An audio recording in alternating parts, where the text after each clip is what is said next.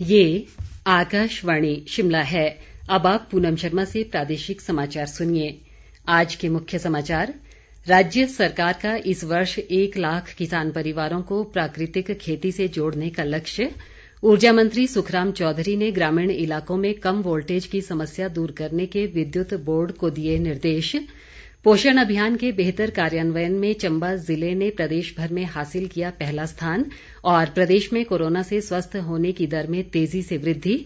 अब तक 12,000 से अधिक रोगी हुए ठीक। अब समाचार विस्तार से।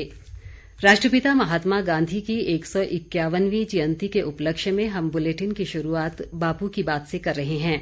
महात्मा गांधी ने 12 नवंबर 1947 को एक प्रार्थना सभा के बाद अपने संबोधन में कहा था कि दीपावली हमारे द्वारा किए गए अच्छे कार्यों का उत्सव मनाने का प्रतीक है।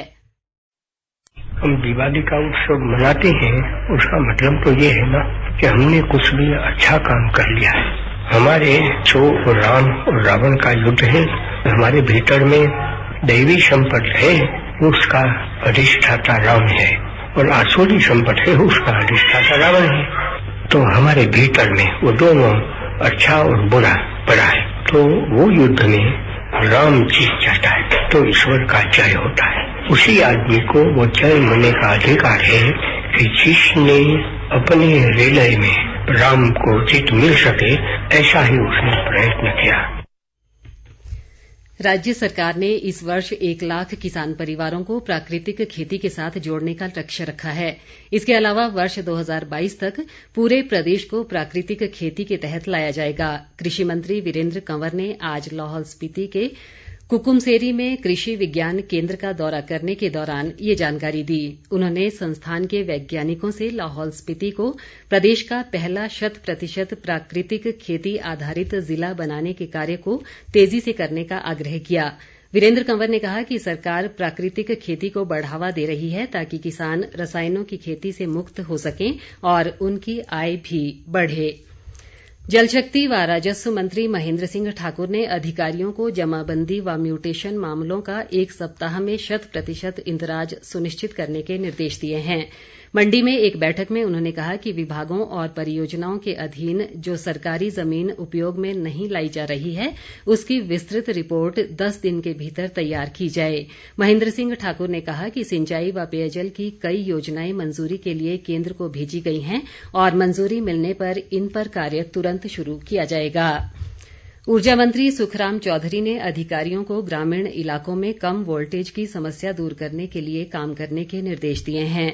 मंडी जिले के चैल चौक में विद्युत बोर्ड के अधिकारियों के साथ बैठक में उन्होंने फील्ड में रोजाना चल रही तकनीकी खामियों को दूर करने पर बल दिया ताकि लोगों को बिजली के कटों से निजात मिल सके। उन्होंने कहा कि तकनीकी स्टाफ की कमी को पूरा करने के लिए बोर्ड में जल्द ही टीमेट और जूनियर टीमेट की भर्ती की जा रही है। ऊर्जा मंत्री ने अधिकारियों को मुख्यमंत्री रोशनी योजना को जन जन तक पहुंचाने के भी निर्देश दिए। प्रदेश के अनछुए क्षेत्रों को विकसित कर पर्यटन मानचित्र पर लाने के लिए सरकार इको टूरिज्म को बढ़ावा देने के लिए प्रयासरत है। मंडी जिले के पनारसा में आज ट्रैकर हट के शिलान्यास अवसर पर वन मंत्री राकेश पठानिया ने ये जानकारी दी। उन्होंने कहा कि द्रंग विधानसभा क्षेत्र में इको टूरिज्म को बढ़ावा देने के लिए 9 करोड़ रुपए खर्च किए जाएंगे। परिवहन मंत्री बिक्रम सिंह ने कुल्लू बस अड्डे के निर्माण कार्य को जल्द पूरा करने के निर्देश दिए हैं। उन्होंने आज निर्माण कार्य का जायजा लिया और कहा कि बस अड्डे में लोगों को अत्याधुनिक सुविधाएं दी जाएंगी। प्रदेश भाजपा अध्यक्ष सुरेश कश्यप ने कहा है कि प्रधानमंत्री नरेंद्र मोदी के हिमाचल दौरे से संगठन में नई ऊर्जा का संचार हुआ है।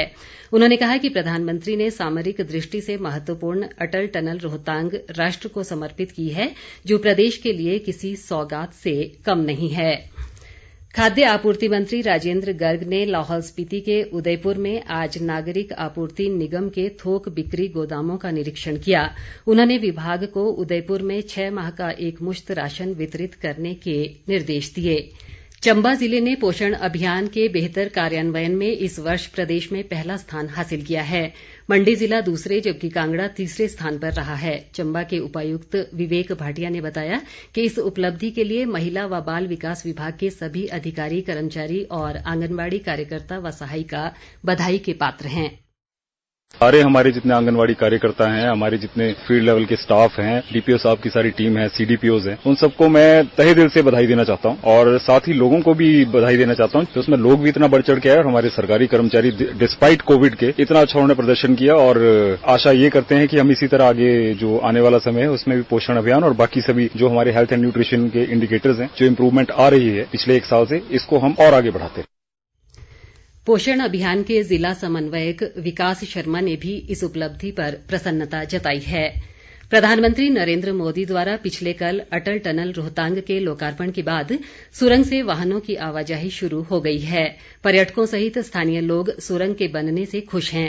हमारे संवाददाता संजीव सुंद्रियाल ने लाहौल स्पीति जिला मुख्यालय केलंग सहित सिस्सू और ठोलंग गांव की ग्राउंड रिपोर्टिंग कर लोगों की प्रतिक्रिया जानी और ब्यौरा इस रिपोर्ट में। समुद्र तल से करीब 3000 मीटर की ऊंचाई पर बनी अटल टनल रोहतांग से वाहनों की आवाजाही शुरू हो गई है। लाहौल जाने वाले पर्यटक सहित स्थानीय लोगों ने टनल के शुरू होने पर प्रसन्नता जताई और वे सुरंग से होकर जाने को लेकर उत्साहित दिखे। पर्यटकों का कहना है कि इससे जहां सफर आसान होगा, वहीं रोहतांग दर्रे पर पर्यावरण संरक्षण को बढ़ावा मिलेगा। कल हमारे प्रधानमंत्री जी ने अटल टनल का उद्घाटन किया तो मैं बहुत ही एक्साइटेड था कि मैं इसको जाके जरूर देख के आऊं। ये एक बहुत बड़ी अचीवमेंट है कि इस टनल की वजह से एक तो एनवायरनमेंट काफी बचेगा, जो डैमेज रोहतांग पास पे हो रहा है पॉल्यूशन की वजह से, उससे हम अपने पर्यावरण को बचा पाएंगे। दूसरा, एक टेक्नोलॉजिकल एडवांसमेंट ह्यूमन बीइंग की कि हम इतने आगे पहुंच गए हैं कि हम ये चीज पॉसिबल कर पाए हैं। लाहौल घाटी के लोग भी खुश हैं और उनका कहना है कि सुरंग के बनने से अब घाटी के लोगों के जीवन में बदलाव आएगा। मैं श्यामचंद आजाद, गांव ठोलंग, जिला लाहौल स्पीति का निवासी हूं। आज मैं बहुत ही प्रसन्न हूं कि मैं आज अटल टनल रोहतांग से होकर के घर अपने ठोलंग गांव पहुंचा हूं। इस टनल के खुल जाने से हम लोगों के, खासकर जनजातीय जिला लाहौल स्पीति पांगी के लोगों का तो एक हिसाब से दिन ही बदल जाएंगे, सही मायने में अच्छे दिन आ जाएंगे। अब यहाँ की जो खेती बाड़ी है, हमारा जो भी फसल यहाँ से मंडियों तक पहुँचाना है वो आसान हो जाएगा।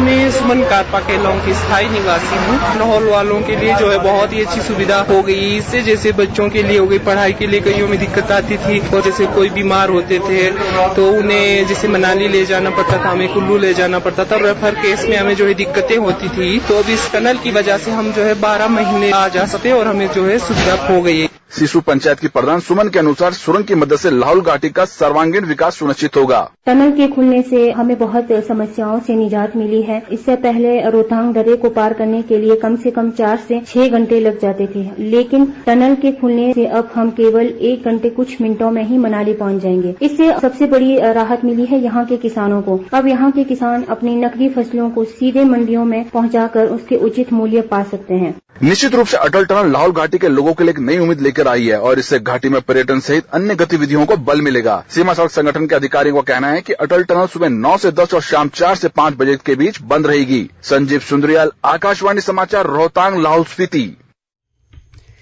प्रदेश में कोरोना संक्रमितों के स्वस्थ होने की दर में तेजी से वृद्धि हो रही है। आज 154 लोगों के स्वस्थ होने के साथ ही राज्य में ठीक होने वालों की संख्या 12,327 तक पहुंच गई है। हालांकि वर्तमान में 3,172 मामले सक्रिय हैं। प्रदेश के 6 जिलों में आज अभी तक 36 नए मामलों की पुष्टि हुई है। राज्य में संक्रमितों की संख्या बढ़कर 15,731 तक पहुंच गई है। संक्रमण से अब तक 207 लोगों की मृत्यु हुई है। राज्य वित्त आयोग के अध्यक्ष सतपाल सत्ती ने आज ऊना में सेवा ही संगठन किताब का विमोचन किया। इस किताब में कोरोना काल के दौरान भाजपा कार्यकर्ताओं द्वारा किए गए सामाजिक कार्यों का उल्लेख किया गया है। प्रदेश कांग्रेस कल 5 अक्तूबर से प्रदेशव्यापी अन्नदाता किसान संवाद का आयोजन करेगी। पार्टी अध्यक्ष कुलदीप सिंह राठौर ने बताया कि इसके तहत नए कृषि व श्रमिक कानूनों से जुड़े मुद्दे प्रमुखता से उठाए जाएंगे। इसी के साथ ये समाचार बुलेटिन समाप्त हुआ। हमारा अगला बुलेटिन आप सुन सकते हैं कल सुबह 9:20 पर।